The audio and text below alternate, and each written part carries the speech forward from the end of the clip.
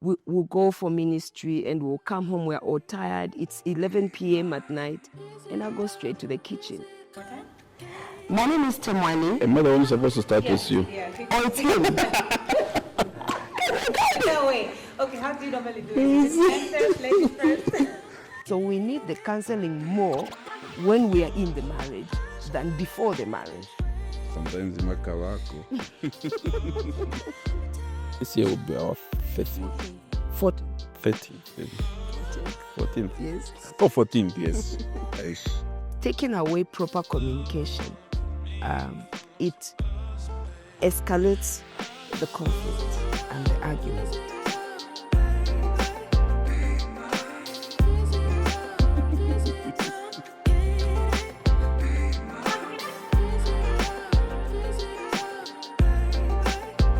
You don't want to say that because you wanted me to sit down for you. Oh, yes. Okay.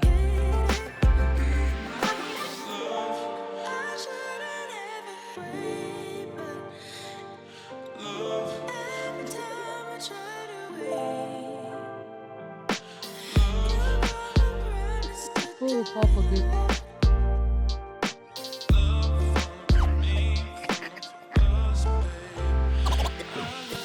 Both of us are really lovely. Oh,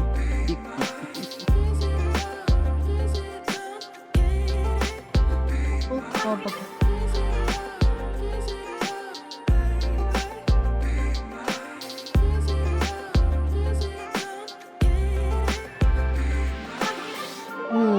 Okay, yeah.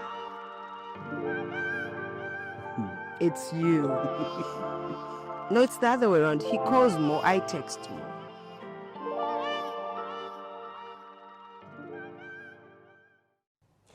Fila fine mwala kale, efyanule lealo, ichanka machora chekulu, chandamayan. That's it for now.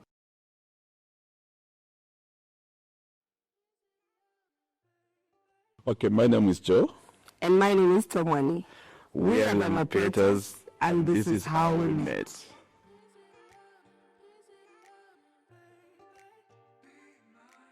Okay, let me start. It was in 2009. 09. I was coming from Malawi. I remember we had gone for a conference there. We had gone for a conference there for a month. And then when I just reached Lusaka, I received a call from my bishop saying, no, we need to go with Zaoga. Because Zaoga at that particular time, they had no drama. So they told me, no, please, you can go and cover the drama because he's not feeling well. So I hesitated. I never even wanted to go. I switched off the phone. It was in the morning because I was tired. So I thought by the time I switched on my phone around 19, I found they've already gone. But not knowing that they would been waiting for me. So when I switched on my phone around 19, they called again. And then they said, no, we've been waiting for you. Your phone has been off. And then that's when we started off late going to Solwezi. And then we reached there. What time did we reach there? At 05, I remember. 05, early in the morning. And then she came at the lodge where we were early in the morning. And she made noise like no man's business. A village girl from Solwezi. Did you say village girl? Yeah, I think you can just remember that day. Yeah, so they arrived in the morning. It was December, so we were preparing for a concert. We used to go to the same church, but in different locations. Yeah. So I was based in Solwezi. He was based in Lusaka. So they came over, and the concert was to happen that day in the night. So we were part of the welcoming team. So we came to welcome them because they arrived early in the morning. So I was so excited to see my sister because my sister was on their team. Yes. And I remember being very loud. The first thing that happened was he got so irritated with my noise. Like, who is this girl that is making so much noise? So that was the first glance. Fast forward, so during the concert, our drama, because my sister and I were a duo then, and we were supposed to sing, but our drama didn't come also. His name also? His name was also Joe. Funny enough, yeah. So I remember asking him, could you, play for us? And he agreed. So we did a little rehearsal with him, and then he played for us during the concert. So after the concert, he was tired, I'm tired, and then I realized he hadn't had breakfast. It was an all-night concert. So Saturday morning, I pick up a cup of tea, and I'm like, oh, there's one brother that hasn't had their breakfast. So maybe before they leave, let me just do the needful. So I walked over to their room. It was halfway open. And then I, knocked and offered him a cup of tea. And I think that's where it all started. We exchanged contacts. And I remember that when they finally started off back to Lusaka, we spoke like the whole way on phone. And he just told me, I'm going to make you my wife right there on the phone. I was like, do it. Just like that. Yeah. So the rest is history.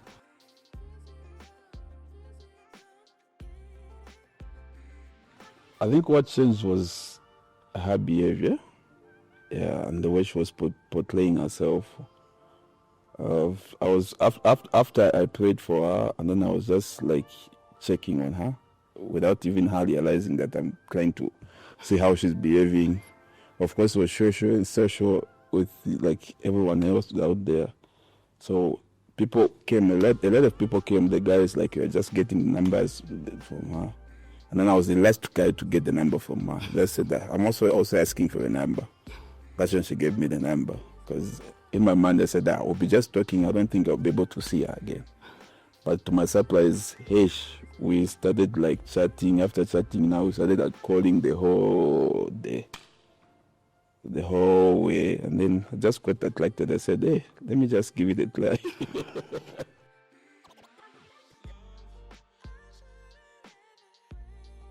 What really shocked me by then was, as she started playing the keyboard. Yeah, I remember I even gave you, how much was that? It was 50 kwacha. Yeah, but 5 kwacha in the now. Yes, that's the money I gave her because I was impressed. It's the way she's playing the keyboard. Yeah, I mean the voice also. I never even paid much attention about the voice, to be honest. I just got attracted to the way she was playing the keyboard. Yeah, that's so.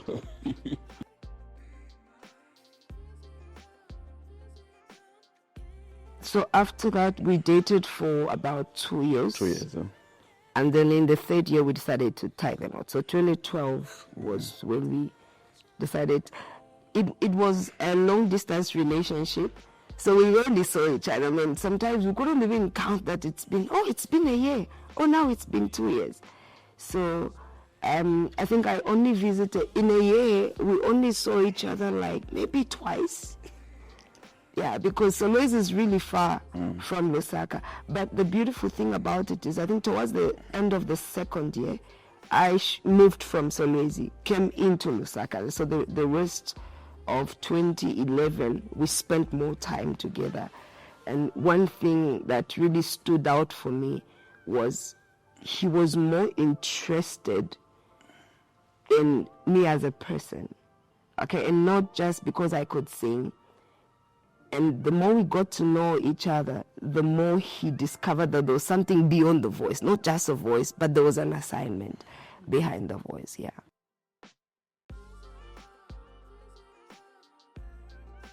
I think for me, I would say what really helped us a lot was the communication. Mm-hmm. That really helped us because I don't remember the last time, like, would communicate like God is my witness, like the whole night. By then, there was MTN zone what? You'd make minutes for 5 quarts and then keep it the whole night. Yeah. That's what really helped us a lot, communication. Yeah, we used to speak almost a lot. I remember one time my mom got so annoyed. Who is this person that you talk to? Yeah. Almost throughout the night. So communication really did it for it. But one shocking thing was he was a very secure man. Sometimes we see men who date, especially girls that are in the spotlight, they get to be insecure. he was going to be the jealous type, probably, trying to find out all the time what I'm doing. But he wasn't like that. Sometimes I would literally have to remind him, do you know we haven't spoken today? So he allowed me to be me, and that just bonded us the more. It was the same with me. I wasn't the follow-up type, like, now that you're that side, I can't trust you. I wasn't that type, really. And I think it also shocked him in a way, because he was used to having girls all over him, but I wasn't the type that was all over him. You know, we just allowed things to flow naturally. Yeah.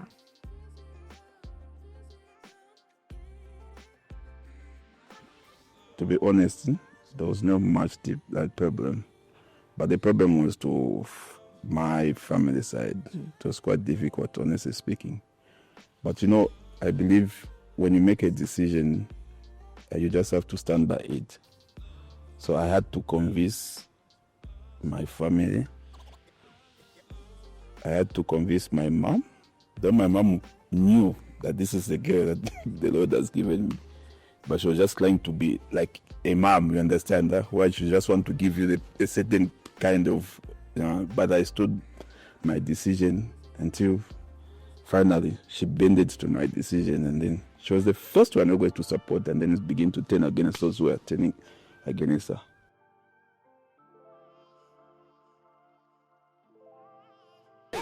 She was there, but they just said marry. They wanted him to marry his childhood friend. Yeah. Because there was a bond between the families.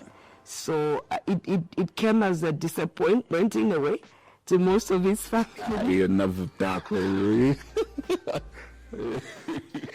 You know, and then, you know, one time, I remember we came for a conference to the Copper Belt. I was with Bishop Nelly. So after the conference, Bishop carried me to Lusaka and said, there's another conference in Lusaka. No, I'm the one who brought you to the Copper Belt. You've forgotten. Yeah, of course, it was after the conference that we came with Bishop Nelly to Lusaka, you remember? After the conference? Yes, for women of influence. Yes, don't forget that part. Yeah. So I have in Lusaka, and it's like, I'm taking you somewhere. I'm like, where are you taking me? I already have, you know, where I'm being hosted. And he takes me straight to his mother's house. And I'm like, okay. And he just does the introduction there. And this is the girl that I want to marry. So she welcomed me. She's late. She was a very jovial person. At that point, I didn't know that there were those sentiments from the family. But I felt so awkward, because how does he just bring me to his mother's house? Like, just like that. I was so annoyed. I remember I didn't like it. But, you know, in his culture, that's what they do. And so he just dumped me there and left me there. And I'm like, what will I be doing here? So for like a week, we didn't really speak with my mother. I'm like, first of all, I'm not a morning person. But I was like, maybe she's expecting me to do the dishes or do chores. So I remember she would wake up at 3 a.m. Bambo Pempe. Yeah. She would pray. She was a woman of God. And then I'll be like, I can't wake up this time. You know, I'll pretend a little. Then I would wake up at 4, maybe join her. I start praying. And then it's 5 o'clock. And I would start doing the chores around the house. And by then she was staying in Chazanga. So there was no tap water. So I had to walk and go and, gosh, my God, but like crazy, I kept 9 votes. Drama.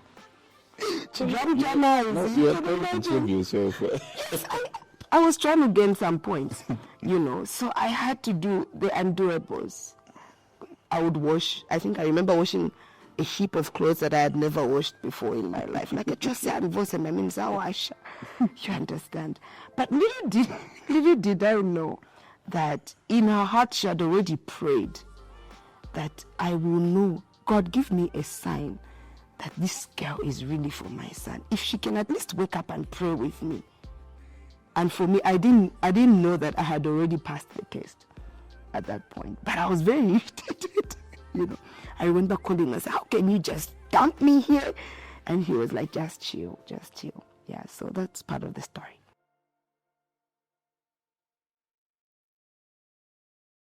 Yeah. Because I didn't want it, because I was so close to mom, and I wanted us also her to bond with my mother. So I did it deliberately, actually. And it worked, because It really worked. in the long run, we became very good friends. My mom and I, she's my mom.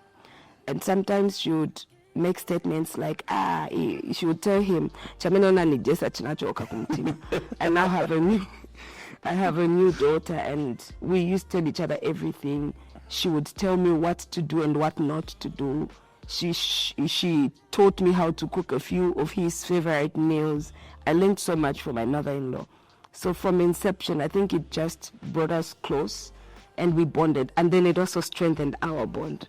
Yeah.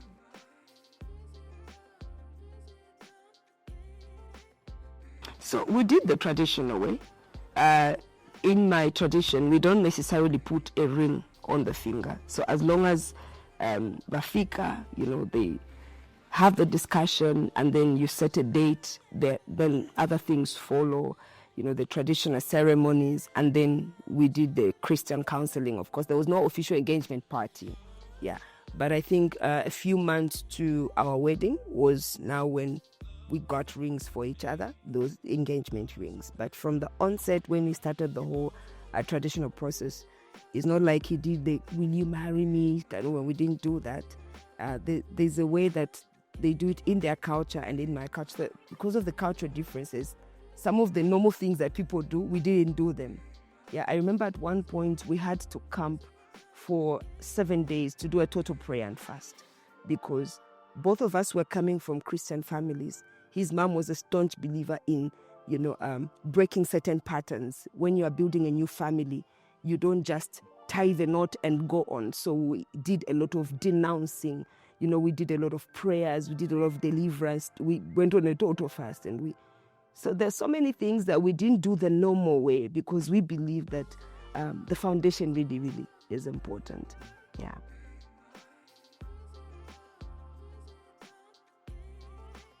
Okay, to be honest, most of the plannings, she did it by herself, because I was also out of the country. But when we set the date, I had gone to Zimbabwe. You had gone to Zimbabwe. I'd gone to Zimbabwe. Came back 2 days before. I only came back 2 days before the wedding. So I'd gone to Zimbabwe with the Oga. During the weeks. preparation. Yes, yeah. And then we had to go to Mozambique again also for 2 weeks. So she was doing all those things by herself. So when I came, I found that she's done most of the things. But I was just looking forward. I was looking forward.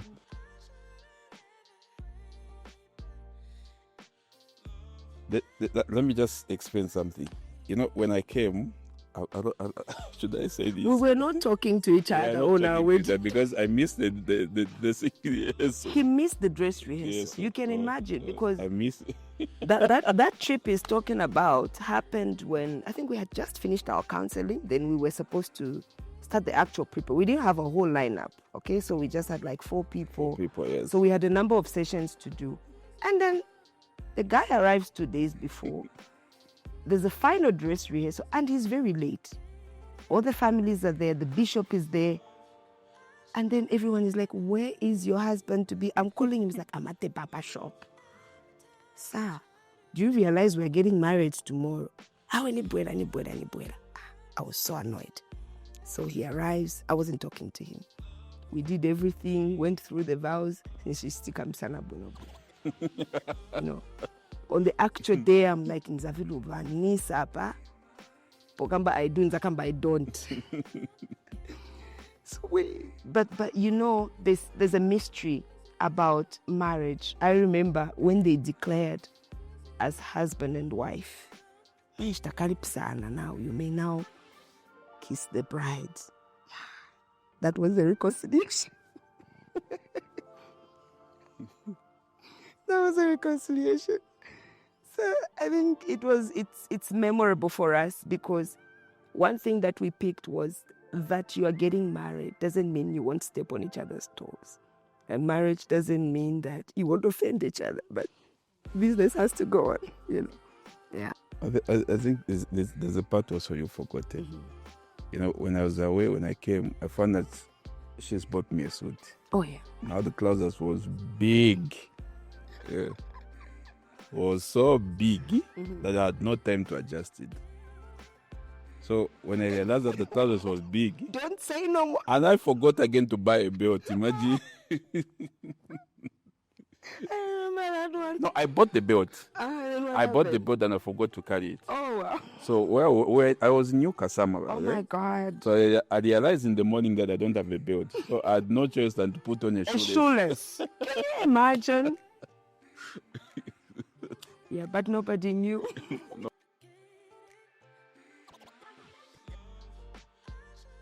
For me, I never took it that serious. Yeah. Because I thought I should understand. You understand? But I was just looking forward to see her. Because when I came, I never saw her. So the time when she came with the vehicle, I was just peeping on the window. Then she saw me, but she was pretending that she doesn't see me. And said, So he was on the happy side. I was on the happy side. I was just looking forward for that day. This year will be our 15th. 14th. 13th, maybe. 14th. 14th. Yes. Oh, 14th, yes. Aish. From 2012. Yes, it will be our 14th.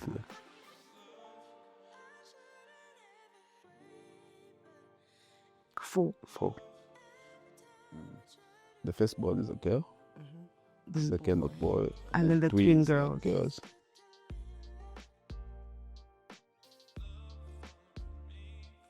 So initially I had medical issues with my productive system. So because of that, I underwent an operation that we were all sure would affect my fertility according to what we were told. So even when I met my husband, I remember telling him my story. I didn't want to get him to get his hopes up, because it is the dream of every married couple. After they are joined, they are expecting to start building a family. So because of that, I really wanted to be open from the start. So I shared my story with him. So we decided to be together regardless of that. And I remember he encouraged me a lot and told me, look, if you believe in God, and if you've seen God do great things for others, he can still do the same things for you as well. And so it was, it's not like we got married entirely to build a family or to have children. For us, it was the companionship that was primary. And we were just saying, if God decides not to give us children, we will still be okay as long as we are, running his agenda in this world. And the Lord was gracious to us, because that very year I conceived. And when that happened, it was a huge testimony on my part, because I was the last person you would expect to be a mom. And then fast forward, there was another space of like 5 years before we had our second child. So there was always these battles within myself, like, Ash, this problem has come back again. Maybe we won't be able to have other children. But God was still faithful. 2016, we had our second child. And then there was another space of Joy is 9 years. The twins are almost 4. So there was another 5-year period after our second child. And I remember having moments of frustration. And I think if there was a time we also received pressure from our family, it was after our second child. It was like, oh, so now we know we can have babies. Can you just bring us small children? And well, something about my husband's family is that children mean a lot to them, and so he always had to, try and shield me from emotional torture. And I think that is something that has really drawn my heart to him, because he's always emotionally protective. And so it was during that period that we just began to believe God. And it was during that period that the song Adonai was composed, because we're saying, God, we've seen you do this before. And then we have faith that you're going to do it again. And I remember before the twins were conceived, there were so many things we were believing God for. It wasn't just another child, but there's so many things that didn't open up for us that we were believing, God for. So for me, it becomes a huge testimony, because from a medical report that's almost like just writes you off completely from being a mother to being a mother of twins, it became a very huge testimony for me. And also knowing that there are people out there that could share a similar story with me. I think my take would be remain standing. Just know who your God is. I remember when I conceived my third pregnancy, I didn't know I was going to give birth to twins. I thought, oh, this is our kasuli, because we agreed to have 3 children. So when I went for my first scan and they told me I was expecting twins, trust me, I was so shocked. I was amazed. I was like, God, is this what you can do? Like, I will give you double. Scriptures just became alive to me. A lot of things made so much sense, you know. And so all I would say is faith in God is an investment. And it is not easy. Some things are easier said than done. So anybody out there who might be going through the same situation, my encouragement to you is God makes things beautiful in His time.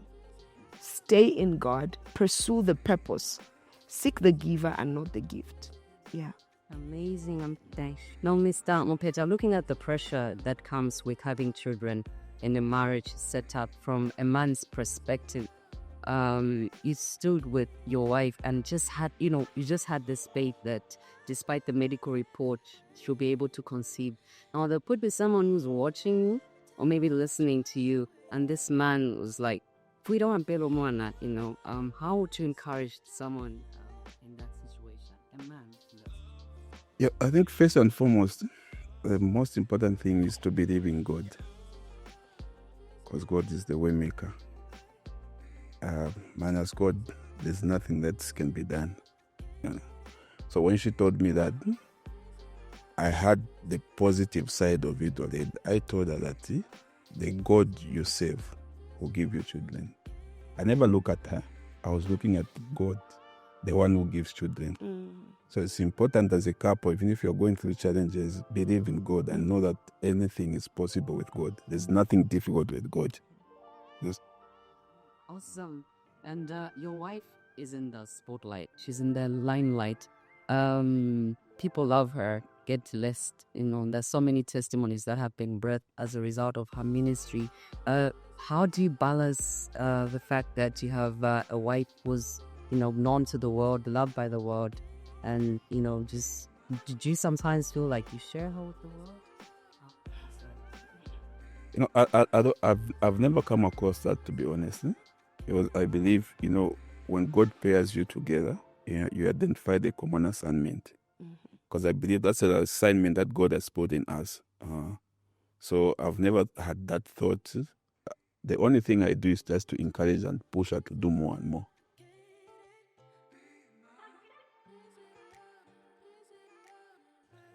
Yeah, I think first and foremost, the most important thing is to believe in God, because God is the way maker. Minus God, there's nothing that can be done. So when she told me that, I had the positive side of it already. I told her that the God you serve will give you children. I never look at her. I was looking at God, the one who gives children. So it's important as a couple, even if you're going through challenges, believe in God and know that anything is possible with God. There's nothing difficult with God.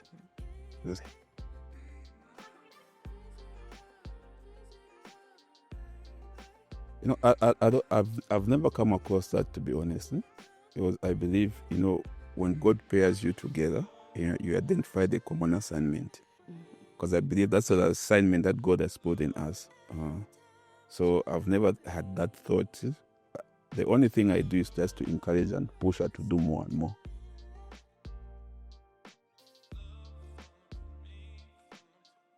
I manage everything. I'm present everything. Most of the times when you see her, I might not be in front. I'm always at back because I manage everything in the background, and I'm okay with that, and I love that. and I love being managed by him. one thing that most people do not know is that from the onset, he has always been about the assignment. And he said something to me that really touched my heart. I see the way he goes all out for anything that has to do with my music ministry. I've seen him sacrifice to a level where I've never seen that before. And sometimes I would ask him, the way you have put your heart into this thing, it's as though you've left your own life and you are literally living the assignment. And he said to me, I do not want God to hold me accountable if you do not fulfill your purpose. So, shirefwa yankalondolole kulilesa, nali kupela omuntu, and you have not brought out what that person. People don't know that. They know the spotlight, but they do not know that without him answering God's call, literally everything you see about me today is because he decided to reach out and pull out the assignment. I was always a church girl, comfortable in the church setup, but he told me you are more than this. Always told me that. Until today, he's the one that always makes sure everything is in place, makes sure the band is in place. He trains them, makes sure that I have the right people, the right atmosphere, the right sound. He's really the manager.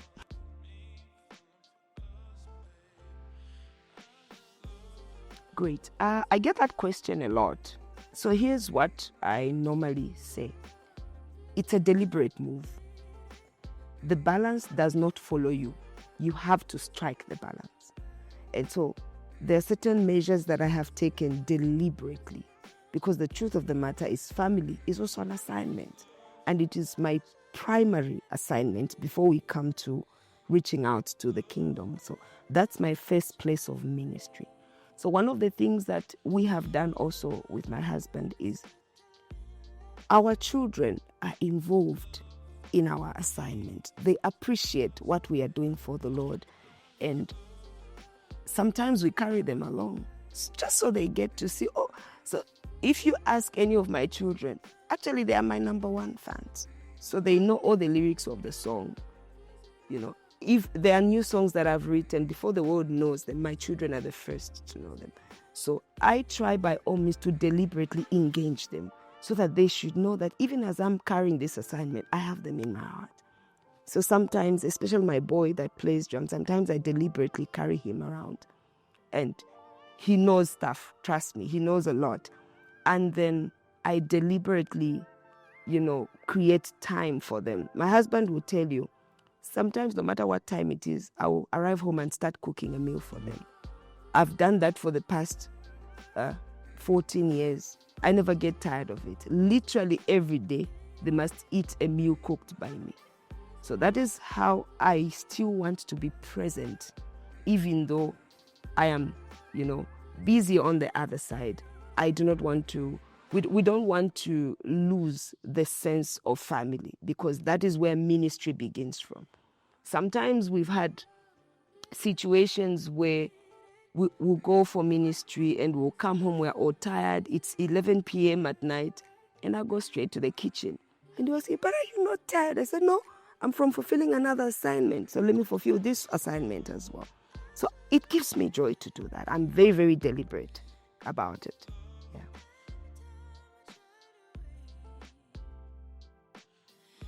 Yeah, we do that most of the times, especially most on Fridays. Huh? Yes, Tuesdays and Fridays. Yeah. So for me, there's what we do as a family, and then there's what we do as a couple. So for me as a mother, I dedicate one day every week to pray and fast for my children. I do that. My husband loves to pray at night. So sometimes everybody will be sleeping. He'll be up and he'll be praying for the family. And then we love to have Bible conversations with our children. Sometimes we allow them to just ask us questions, questions that are very hard. They call it what? They call it the black table. Black table. Yeah, so we have honest conversations about some of the things that they don't believe in, and we have to explain certain things about Christian values. And so I think it's more than just Bible study. We always have these get-togethers with our children, yeah.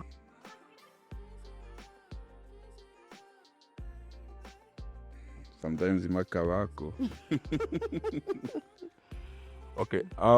Most of the times, what has really helped us, like I said from the beginning, is the communication. You understand? You don't just load that out. And then when we know that, okay, this thing is tense, to be honest, see? Every marriage has to have someone that they look up to. You understand that? So when I know, okay, this thing, I can't solve it on my own, I call the person who is our counselor. They will come at any time and then begin to tell us where we went wrong. And then they correct us and then we come back together. But the issues that we can resolve on our own, we just decided to sit down and talk about them and resolve them. But for instance, hey, to my phone. Yes. I think he has said it all. The first thing is communication. So we have a principle that no matter how annoyed we are, we must communicate. Because we realize that sometimes taking away proper communication, it escalates the conflict and the argument. So one of the things that we do is we talk.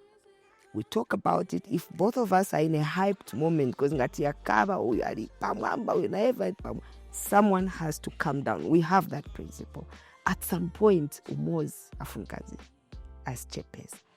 And just like every other couple, we have our differences. So I'm outspoken, more outspoken, he's reserved. So every time we have a conflict, most of the possibilities are that I'll probably do more of the talking. And then he's not much of a talker. Sometimes he can just walk out on a conversation. And I don't like that. It may. So we have just put principles for every conflict. We have agreed that you have to eat. He knows, no matter how angry he is, he eats my food. Number 2, there's nothing for ignoring each other's calls. No matter how annoyed I am, if he calls, I will pick up. So some of those principles have helped us, even in the middle of conflict. There are moments when we've had a conflict and later on go like, look, this is what I meant. So there's always what you said versus what I heard. Okay, now we have to reconcile that this is what I meant, not the way you. So communication really, and principles, yeah.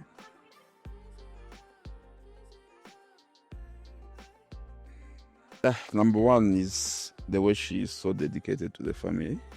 This woman you see here, she loves her family very much.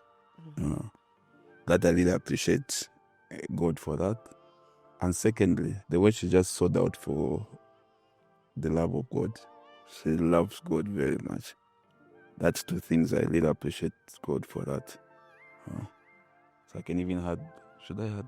No, it's fine. You're right. That's not You're afraid to pamper me. fine.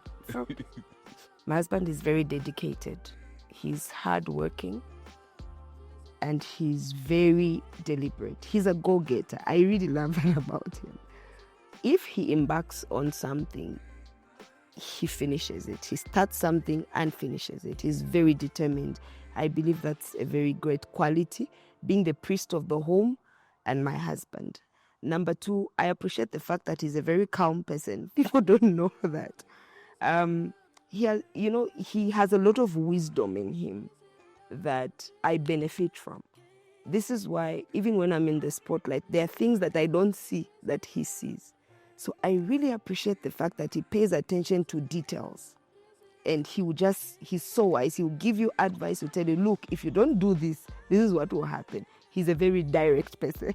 And I really love that about him.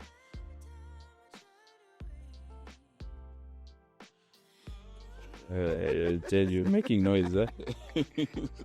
Yeah, she does all the time, most of the times. Most of the time. Most of the time. Most of the time. And the children also becoming, Yeah, that is true. Was it yesterday? I think around almost midnight. We just heard them singing Yahweh Sabao. Like people should be sleeping this time. Yeah. So I have always grown up in an atmosphere of worship. My mom told me that when she conceived me, she really loved to worship. She used to, she used to sing a lot. And even when I was born, it was music that would calm me down. So growing up, I've always loved to create a particular atmosphere. Everywhere I am, even when you can't hear me, in my heart, there's always a song that is ringing. Yeah. So I love to maintain an atmosphere around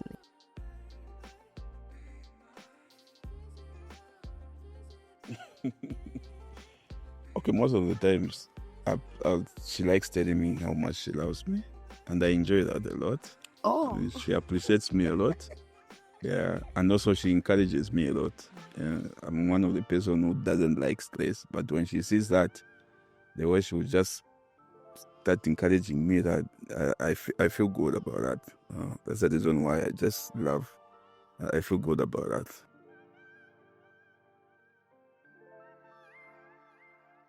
Some of the words I like to hear from him, thank you and sorry. Those are my two favorite ones. It's normal that usually when you are dating, you hear that a lot. Then when you get married, sometimes it begins to reduce. But for him, it's not like that. My husband, he knows how to say sorry. What do you do to someone who said sorry? Yeah, so thank you. He appreciates everything. I remember when we just got married, I was so shocked. Like, you give him a glass of water, thank you so much. You cook a meal, thank you very much. This meal was so every single day. He appreciates. So I like to hear that more. Please don't stop.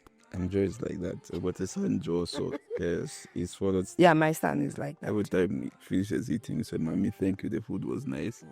Yeah, sounds like that.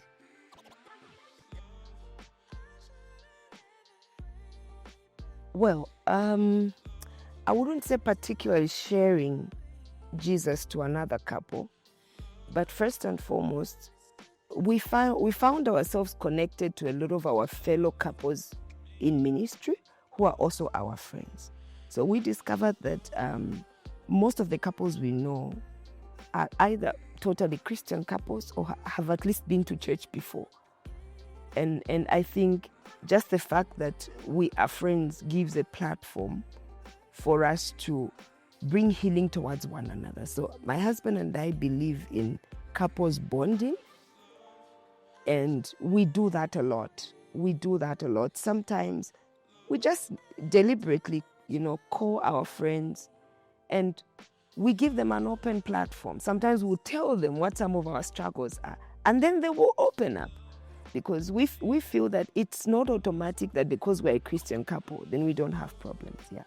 And then I believe that there are also couples that don't know God. I remember, I think the last time we spoke to a couple about Christ should be about over a year ago, because they were our neighbors.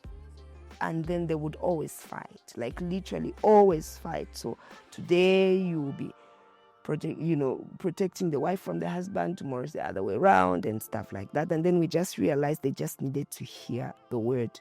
It's something that we do almost all the time. So whether it's with people that know God or they don't know God, we just believe in that.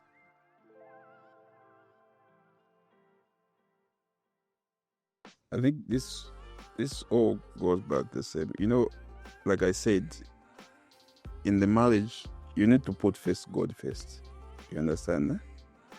I said a point where, even before you get married, you need to understand the common assignment that God has put in your marriage. That's a very cardinal thing. Mm-hmm. Because if you miss that, I'm telling you, you're likely to go astray. Yeah. You're really likely to go astray. Mm-hmm. So you need to master what God has put in between you, so that you do it together all the time in the kingdom of God. And when you do that also, you're guaranteed that God also will be preserving your marriages. We are never perfect. We are people, and we are never perfect. But when you put God first, anything is possible. Anything is possible. That's a key. Yeah. That's a key. And I think I love what my husband said about having someone that you look up to. When we look at the divorce rate, people don't usually divorce because they don't love each other. Usually. Mama perekezana, yeah. We've seen people who like the marriage is over nicely, tengela na yango, packs things for the wife, bambweza kwa. So it's less likely an issue of love, but there is work that either was avoided from the foundation, or you are not, there are certain principles that you are not following. So I believe that the foundation of every marriage is very, very key. People have underrated Christian marriage counseling. We need to understand that marriage was created by God. You cannot do it any other way except the God way.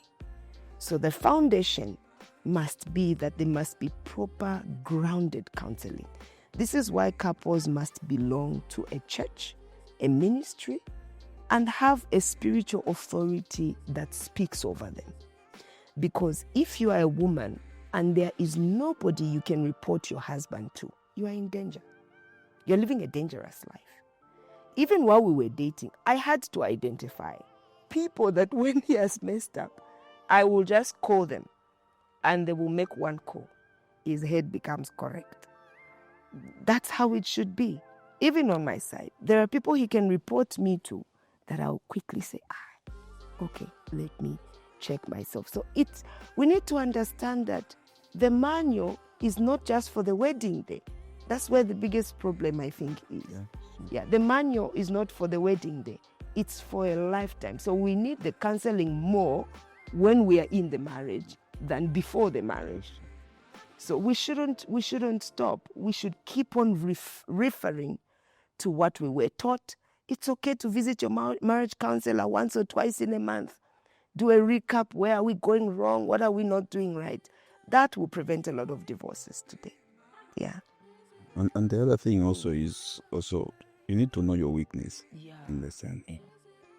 Just be open up. Be open. Yes. Know your weakness. Tell your partner, this is my weakness. I'm willing to change. Man, I started, I'm telling you. It's kind of work. Be honest. Yeah.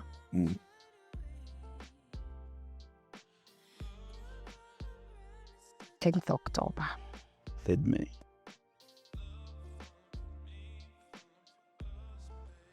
Yes. That's me. I have a sweet tooth. I have a sweet tooth. You can miss out on anything else. Not the cake. Not the cake. The cake is very important to me. Yeah, I don't like the cake. So when she buys the cake, she's the one who ends up I eating. buy the cake for me. So I make sure it's big and it has all my favorite flavors. It's his birthday, but it's my cake. So I just make sure the gift is reasonable, but the cake is mine. Cake is always mine. Yeah.